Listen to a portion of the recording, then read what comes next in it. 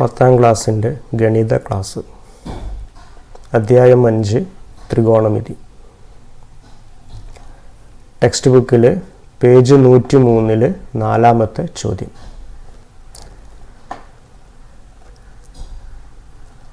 രണ്ട് ചതുരങ്ങൾ വികരണത്തിലൂടെ മുറിച്ച് ത്രികോണങ്ങളാക്കി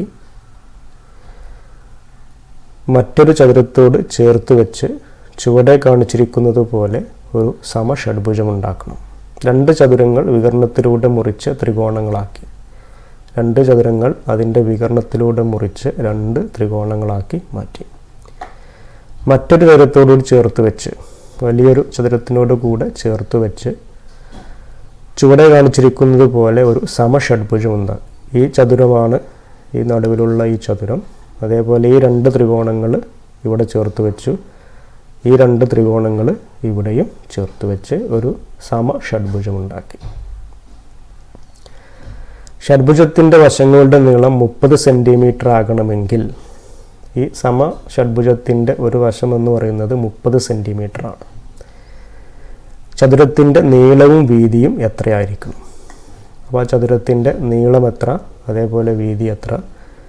ഈ വലിയ ചതുരത്തിൻ്റെ നീളം എത്ര, അതേപോലെ വീതി എത്ര? ഇതാണ് കണ്ടെത്തേണ്ടത്.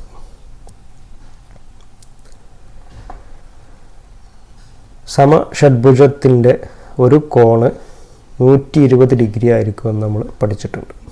ഇവിടെയുള്ള ഒരു കോണ് 120 ഡിഗ്രി ആയിരിക്കും.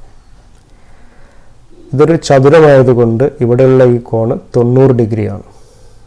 അപ്പോൾ ഈ ചെറിയ കോണ് കണ്ടെത്തണമെങ്കിൽ, ഇവിടെയുള്ള ഈ ചെറിയ കോണ് കണ്ടെത്തണമെങ്കിൽ ആകെയുള്ള 120 നിന്നും ഈ 90 കുറച്ചാൽ മതി. അപ്പോൾ 120 നിന്നും 90 കുറച്ച് കഴിഞ്ഞാൽ 30 ഡിഗ്രി. അപ്പോൾ ഇവിടെയുള്ള കോണ് 30 ഡിഗ്രി ആയിരിക്കും.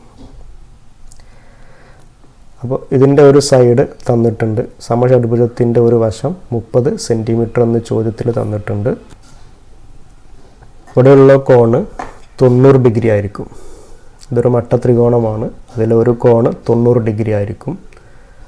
അപ്പോൾ 90 30, അപ്പോൾ മൂന്നാമത്തെ കോണ് 60 ഡിഗ്രി. അപ്പോൾ അതിലെ 3 കോണുകൾ കിട്ടി: 30, 60, 90. അപ്പോൾ വശങ്ങൾ തമ്മിലുള്ള അംശബന്ധം 1:√3:2 ആണ്. ഇനി 90 ഡിഗ്രിയുടെ ഓപ്പോസിറ്റ് 30 സെൻറ്റിമീറ്റർ എന്ന് തന്നിട്ടുണ്ട്. അപ്പോൾ 90 ഡിഗ്രിയുടെ ഓപ്പോസിറ്റ് 30 സെൻറ്റിമീറ്റർ ആണ്. അപ്പോൾ ഈ 2 30 മാറിയത്. അപ്പോൾ 2നെ 15 കൊണ്ട് ഗുണിക്കുമ്പോഴാണ് 30 കിട്ടുന്നത്. അപ്പോൾ √3-നെയും 15 കൊണ്ട് ഗുണിക്കുക, 1-നെയും 15 കൊണ്ട് ഗുണിക്കുക. അപ്പോൾ 1 × 15 15, √3 × 15 15 √3. അപ്പോൾ 30 ഡിഗ്രിയുടെ ഓപ്പോസിറ്റ് 15 എന്ന് കിട്ടും. 30 ഡിഗ്രിയുടെ ഓപ്പോസിറ്റ് 15 സെൻറ്റിമീറ്ററും 60 ഡിഗ്രിയുടെ ഓപ്പോസിറ്റ് 15√3. 60 ഡിഗ്രിയുടെ ഓപ്പോസിറ്റ് ഈ സൈഡ് 15√3 ആയിരിക്കും. എന്ന് പറഞ്ഞാൽ നീളം 15√3, ഇവിടെയുള്ള ഈ നീളം 15√3, അതേപോലെ വീതി 15 ആയിരിക്കും.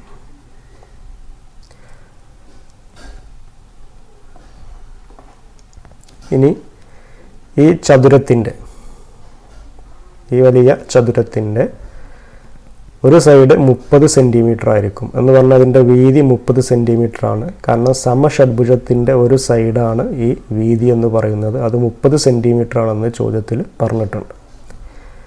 അപ്പോൾ വലിയ ചതുരത്തിൻ്റെ വീതി 30 സെൻറ്റിമീറ്റർ ആണ്.